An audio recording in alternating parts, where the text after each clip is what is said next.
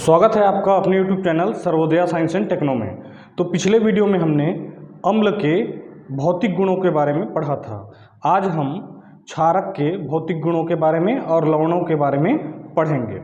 चलिए देखते हैं क्षारक और उनके भौतिक गुण। तो हमने पिछले क्लास में भी बताया था कि जो अम्ल होता है अपने जलीय विलयन में H+ आयन का आयन देते हैं, जबकि क्षारक वे पदार्थ होते हैं जो जलीय विलयन में OH ऋणात्मक आयन देते हैं। ठीक है क्या? तो ऐसे पदार्थ जो जलीय विलयन में OH ऋणात्मक आयन देते हैं उन्हें क्या कहते हैं? क्षारक कहते हैं। और इनका गुण लगभग अम्ल का विरोधी ही है। देखिए कैसे। क्षारक का स्वाद कैसा होता है? कड़वा होता है। ठीक है।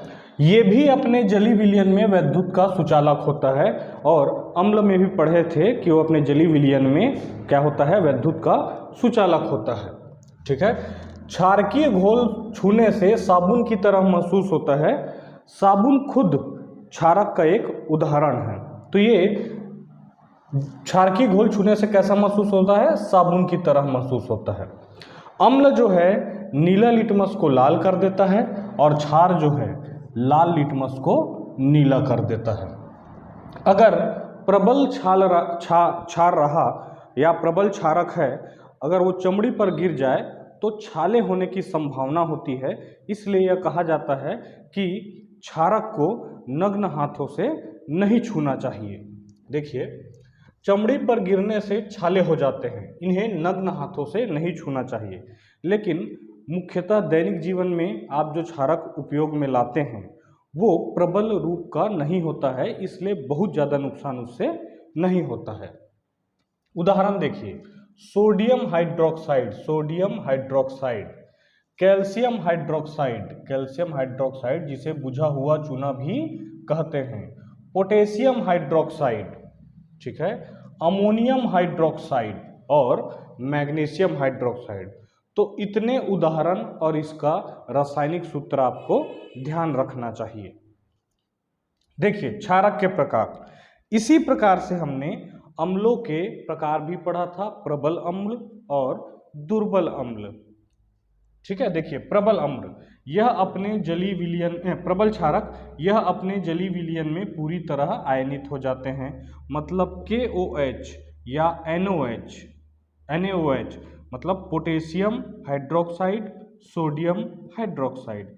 इनको अगर जलीय विलयन में डाला जाएगा तो अगर पोटेशियम हाइड्रोक्साइड है तो सब के सब K+ और OH ऋणात्मक में टूट जाएंगे। इसको बोलते हैं आयनीकरण, जिसको हमने पिछले वीडियो में पढ़ा है। ठीक है क्या? दुर्बल क्षारक, यह अपने जलीय विलयन में आंशिक रूप से आयनित होते हैं, यानी कि NH4OH या MgOH2। इनको अगर जल में डाला जाएगा तो कुछ भाग इसका आयनित हो जाएगा, कुछ भाग धनात्मक और ऋणात्मक में टूट जाएंगे, और कुछ ऐसे अणु होंगे जो नहीं टूटे हैं। मतलब जितने अणु डाले गए हैं सभी के सभी नहीं टूटे हैं, आंशिक रूप से इनका आयनीकरण हुआ है। तब ऐसे क्षारक को क्या कहते हैं? दुर्बल क्षारक कहते हैं। और मुख्यतः आप देखेंगे कि दुर्बल क्षारक का ही आप लोग प्रयोग ज्यादा करेंगे। ठीक है। क्षारक के प्राकृतिक स्रोत, ठीक है क्या? एक है चूना, जिसमें आपको कैल्शियम हाइड्रोक्साइड मिलता है, और इस चूने का उपयोग, जिसे बुझा हुआ चूना कह रहे हैं, इस चूने का उपयोग आप घरों के पुताई के लिए किया जाता है। दूसरा है खाने का सोडा, जिसे बेकिंग सोडा भी कहा जाता है। इसको कहते हैं सोडियम हाइड्रोजन कार्बोनेट, या सोडियम बाइकार्बोनेट, या सोडियम बाइकार्बोनेट। इसको कहा जाता है बेकिंग सोडा। बेकिंग सोडा का उपयोग क्यों किया जाता है? अगर खाना जल्दी नहीं पक रहा है तो उसमें थोड़ा बेकिंग सोडा डाल दिया जाता है या खाने का सोडा डाल दिया जाता है, जिससे भोजन जल्दी से पक जाता है। दूसरा, पकोड़ों को स्पंजी बनाने के लिए भी खाने का सोडे का प्रयोग किया जाता है। ढोकला बनाने के लिए भी खाने का सोडा का प्रयोग किया जाता है। ठीक है क्या? तो इस प्रकार से बहुत सारे हम जो डेली लाइफ है उसमें भोजन में कहीं ना कहीं खाने का सोडा का प्रयोग करते हैं। प्रति अम्ल एंटासिड मैग्नीशियम हाइड्रोक्साइड। ये एंटासिड क्या है? जब आपका अमाशय, देखो हमारे अमाशय में तनु हाइड्रोक्लोरिक अम्ल का स्राव होता है जो भोजन को पचाने में सहायक होता है। ये हमें नुकसान नहीं पहुंचाता, ये हमारे भोजन को पचाने में सहायक होता है। लेकिन कभी कभी जब हमें एसिडिटी हो जाती है, इसका मतलब है कि एसिड का मात्रा, अम्ल का मात्रा हमारे पेट में ज़्यादा हो गया, जिससे हमारे पेट में जलन उत्पन्न होने लग गई। ठीक है क्या? तो उसको ठीक करने के लिए क्या दिया जाता है आपको? एसिड का विपरीत, जिसे क्या कहेंगे? एंट एसिड, या अम्ल का विपरीत प्रति अम्ल, उसको वो क्या है? Magnesium hydroxide. जैसे कि हम इनो का उपयोग करते हैं, इनो में क्या होता है? एंटासिड होता है, मतलब मैग्नीशियम हाइड्रोक्साइड होता है। ये हमारे पेट के एसिडिटी को खत्म करेगा। एसिड को क्षार से, अम्ल को क्षार से क्या कर दिए? उदासीनीकरण कर दिए, जिसके बारे में आगे हम पढ़े हैं। एसिड के प्रभाव को खत्म करने के लिए क्षार दिया जाता है। ठीक है। कपड़े धोने का सोडा या धावन सोडा, ठीक है, जितने भी डिटर्जेंट सोडा, डिटर्जेंट पाउडर, घड़ी, निरमा आप लोग उपयोग करते हैं, वो सब में क्या रहता है? Sodium carbonate. क्या रहता है? Sodium carbonate. ठीक है क्या? तो ये हुआ क्षारक के बारे में, उनके भौतिक गुणों के बारे में। और जितने क्षारक हैं, इन क्षारकों में जो जल में घुलनशील है उसे क्षार कहते हैं।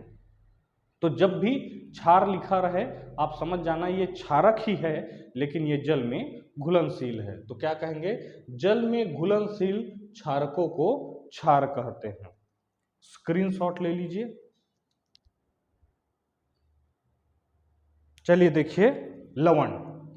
तो हम जानते हैं कि अम्ल वे होते हैं जो जलीय माध्यम में क्या देते हैं? H+ आयन देते हैं। क्षार वे होते हैं जो जलीय माध्यम में OH ऋणात्मक आयन देते हैं। ठीक है क्या? जब अम्ल और क्षार मिलते हैं तब जल और एक यौगिक का निर्माण होता है जिसे लवण कहते हैं। आइए देखते हैं। जलीय माध्यम में अम्ल और क्षारक क्रमशः H+ तथा OH आयन देते हैं। जब अम्ल और क्षार आपस में क्रिया करते हैं तब यही H+ और OH आयन मिलकर जल के अणु बना लेते हैं और एक यौगिक का निर्माण होता है जिसे लवण कहते हैं। आइए इस उदाहरण से समझते हैं। ये जब जल में जाएगा तो H+ देगा और Cl ऋणात्मक देगा। ये जल में जाके आयनीकरण हो गया इसका भी जल में जाके आयनीकरण हो गया Na+ और OH ऋणात्मक। तभी हम कहते हैं कि अम्ल वे होते हैं जो जलीय माध्यम में H+ देते हैं, क्षार वे होते हैं जो जलीय माध्यम में OH ऋणात्मक देते हैं। तो ये H+ और OH ऋणात्मक, H+ और OH ऋणात्मक मिलकर जल के अणु बना लिए। तो यहाँ क्या बन गया? जल का अणु बन गया। अब जो बचा हुआ भाग है, ठीक है क्या? H+ और OH ये बचा हुआ भाग है। बचा हुआ भाग ने क्या बनाया? NaCl। ठीक है, यही आपके खाने का नमक होता है, खाने का नमक होता है। ठीक है क्या? अब देखिए इस खाने के नमक में जो बना है यही आपका लवण है और इसके भी दो भाग हैं। एक भाग कौन सा है? NH+ और एक भाग है Cl ऋणात्मक। ठीक है क्या? तो लवण के दो भाग है, एक धनात्मक भाग, एक ऋणात्मक भाग। इस लवण का धनात्मक भाग Na+ कहां से आया है? ये अम्ल है और ये क्षार है। तो इसका धनात्मक भाग क्षार से आया है। धनात्मक भाग कहां से आया है? क्षार से आया है। इसलिए धनात्मक भाग को क्या कहते हैं? क्षारीय मूलक कहते हैं। इसका धनात्मक भाग क्षार से आया है, इसलिए इसके धनात्मक भाग को क्षारीय मूलक कहते हैं। इसका जो ऋणात्मक भाग है अम्ल से आया है। ऋणात्मक भाग आया है अम्ल से, इसलिए इसके ऋणात्मक भाग को कहते हैं अम्लीय मूलक। क्या कहते हैं? अम्लीय मूलक। अगर हम लवण में देखें तो जितना संख्या धनात्मक आवेश का है उतना ही संख्या ऋणात्मक आवेश का है। तो क्या लिखेंगे? लवणों में धनात्मक और ऋणात्मक आवेश की संख्या समान होती है,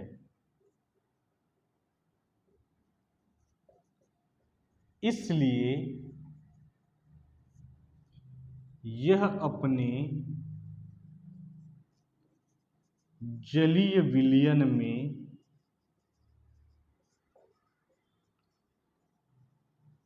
वैद्युत का कुचालक होता है।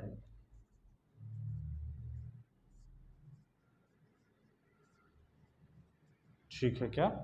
तो हम पढ़े थे कि जो एसिड है, अम्ल है और क्षार है, ये अपने जलीय विलयन में वैद्युत का सुचालक होता है। मतलब इससे वैद्युत धारा प्रवाहित हो सकती है। लेकिन लवण का जो क्या है, जलीय विलयन, वैद्युत का क्या होता है, कुचालक होता है। ये अपने जलीय विलयन में वैद्युत धारा प्रवाहित होने नहीं देता है। ठीक है, देखिए तो लवण को बनाया कैसे गया? अम्ल और क्षार का आपस में क्रिया हुआ जिससे जल और लवण बना। और अम्ल और क्षार जब आपस में क्रिया करते हैं तो इसको उदासीनीकरण कहते हैं। उदासीनीकरण कहते हैं। ठीक है, अम्ल और क्षार आपस में जब क्रिया करते हैं तो इसको उदासीनीकरण कहते हैं। उदासीनीकरण इसलिए कहते हैं क्योंकि इस क्रिया में अम्ल और क्षार एक दूसरे को खत्म करने का प्रयास करते हैं। ठीक है क्या? एक दूसरे को खत्म करने का प्रयास करते हैं, उदासीन करने का प्रयास करते हैं। ठीक है, चलिए देखिए, उदासीनीकरण अभिक्रिया। उदासीनीकरण वह अभिक्रिया है जिसमें अम्ल और क्षार क्रिया करके लवण और जल का निर्माण करते हैं। अम्ल और क्षार क्रिया करके लवण और जल का निर्माण करते हैं। ठीक है क्या? अब देखिए, कहीं पर आपको, आप अपने टेक्स्ट बुक में देखेंगे तो जैसे NaOH लिखा है तो इसके ब्रैकेट में AQ लिखा मिलेगा। ये जो H2O है उसके ब्रैकेट में L लिखा मिलेगा। तो AQ का मतलब इंग्लिश में एक्वायस सिस्टम या एक्वायस मीडियम होता है। हिंदी में उसको जलीय विलयन ही कहेंगे। और ब्रैकेट में L मिल रहा है, इसका मतलब ये लिक्विड है, द्रव है। ब्रैकेट में एरो ऊपर के तरफ मिल रहा है। ठीक है क्या? तब हम कहेंगे कि ये गैस है जो निकल गया है। ब्रैकेट में एरो नीचे के तरफ मिल रहा है तो कहेंगे कि तली में बैठ गया है, प्रेसिपिटेट हो गया है। ठीक है, देखिए तो उदासीनीकरण वह अभिक्रिया है जिसमें अम्ल और क्षार क्रिया करके लवण और जल का निर्माण करते हैं। तो अम्ल और क्षार मिलके लवण और जल का निर्माण करेंगे। देखिए, नाइट्रिक अम्ल और यह है पोटेशियम हाइड्रोक्साइड मिलकर क्या बनाए हैं? पोटेशियम नाइट्रेट और जल। तो ये सब लवण के उदाहरण हैं। दूसरा देखिए, सल्फ्यूरिक अम्ल और कॉपर हाइड्रोक्साइड मिलकर कॉपर सल्फेट और जल बनाए हैं। तो कॉपर सल्फेट लवण है। एसिटिक अम्ल और सोडियम हाइड्रोक्साइड मिलकर सोडियम एसीटेट और जल का निर्माण किए हैं। एसिटिक अम्ल और अमोनियम हाइड्रोक्साइड मिलकर अमोनियम एसीटेट और जल का निर्माण किए हैं। तो potassium nitrate, copper sulphate, sodium acetate, ammonium acetate, ये सब लवण है। ठीक है क्या? सब लवण है। अब क्या लवण उदासीन होता है, अम्लीय प्रभाव का होता है, अम्लीय प्रवृत्ति का होता है, या क्षारीय प्रवृत्ति का होता है, ये हम देखते हैं। स्क्रीनशॉट ले लीजिए। चलिए देखते हैं लवण के प्रकार। तो अम्ल और क्षारक एक दूसरे के विरोधी होते हैं, इसलिए ये एक दूसरे के प्रभाव को खत्म करने का कोशिश करते हैं। इसलिए इन दोनों के बीच का जो अभिक्रिया होता है, जिसे हम क्या कहते हैं, उदासीनीकरण कहते हैं। लेकिन क्या हर बार ऐसा होगा कि एक दूसरे के प्रभाव को पूरी तरीके से खत्म कर दे? ऐसा नहीं होगा। इसलिए लवण जो है वो उदासीन भी हो सकता है, अम्लीय भी हो सकता है, क्षारीय भी हो सकता है। अगर प्रबल अम्ल और प्रबल क्षारक मिलकर अभिक्रिया किए हैं तो दोनों प्रबल है, तो एक दूसरे के प्रभाव को क्या कर दिए, उदासीन कर दिए, तब उदासीन लवण प्राप्त होगा और जल का निर्माण होगा। अगर दुर्बल अम्ल है और दुर्बल क्षारक है, तब भी एक दूसरे के प्रभाव को क्या कर दिए, खत्म कर दिए, उदासीन लवण बना लिए। देखिए, हमने जब एसिड और बेस पढ़ा था, इनमें बता चुका हूं कि कौन प्रबल क्षार है और कौन दुर्बल क्षार है, कौन प्रबल अम्ल है और कौन दुर्बल अम्ल है, ये हम पहले पढ़ चुके हैं। देखिए, हाइड्रोक्लोरिक एसिड ये कैसा अम्ल था, प्रबल अम्ल था। सोडियम हाइड्रोक्साइड, इसको हम पढ़े हैं प्रबल क्षार में। अब दोनों प्रबल है तो क्या बना, ये बना सोडियम क्लोराइड, जो कि उदासीन होगा। खाने का नमक, जो कि कैसा है, उदासीन लवण है। ठीक है क्या? यहां देखिए, एसिटिक अम्ल ये क्या होता है, दुर्बल में पढ़े हैं, ये दुर्बल अम्ल है। और अमोनियम हाइड्रोक्साइड, इसको भी हम पढ़े हैं कि ये दुर्बल क्षार है। दोनों दुर्बल दुर्बल है, तब फिर से क्या प्राप्त हो गया, उदासीन लवण प्राप्त हो गया। ठीक है क्या? Ammonium acetate, ammonium acetate. अम्लीय लवण, अगर अम्ल प्रबल है और क्षार दुर्बल है, तो जो लवण होगा उसमें प्रबल का प्रभाव देखने को मिलेगा, तो जो लवण आपको मिलेगा वो अम्लीय लवण होगा। देखिए, HCl क्या है, प्रबल अम्ल है, और अमोनियम हाइड्रोक्साइड दुर्बल क्षार है। तो जो प्रबल है उसका प्रभाव देखने को मिलेगा। तो यहां पर जो मिला है, प्रबल कौन है, अम्ल प्रबल है, तो इसको क्या कहेंगे, अम्लीय लवण है ये। ठीक है क्या?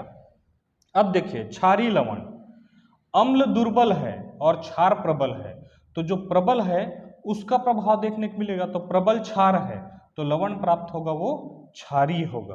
देखिए, इसको पढ़े थे हम दुर्बल अम्ल में, दुर्बल अम्ल में, और इसको पढ़े थे हम प्रबल क्षार में। तो यहां जो लवण मिलेगा, प्रबल कौन है, क्षार, तो ये क्या होगा, क्षारीय लवण होगा। ठीक है? ये है कार्बोनिक अम्ल, कार्बोनिक अम्ल, जो कि एक दुर्बल अम्ल है। क्या है, दुर्बल अम्ल है। और सोडियम हाइड्रोक्साइड प्रबल क्षार है, प्रबल क्षार है। ठीक है क्या? तो कौन प्रबल है, क्षार, तो किसका प्रभाव देखने को मिलेगा, क्षार का। तो सोडियम कार्बोनेट क्षारीय लवण है, सोडियम कार्बोनेट कैसा है, क्षारीय लवण है। तो लवण जो है तीनों प्रकृति के हो सकते हैं। ठीक है? आज के वीडियो के लिए इतना काफ़ी है। आने वाले वीडियो में हम अम्ल क्षार के रासायनिक गुणधर्मों को पढ़ेंगे। अभी तक हमने अम्ल, क्षारक और लवणों के लगभग कैसे गुणधर्म पढ़े हैं, भौतिक गुणधर्म पढ़े हैं।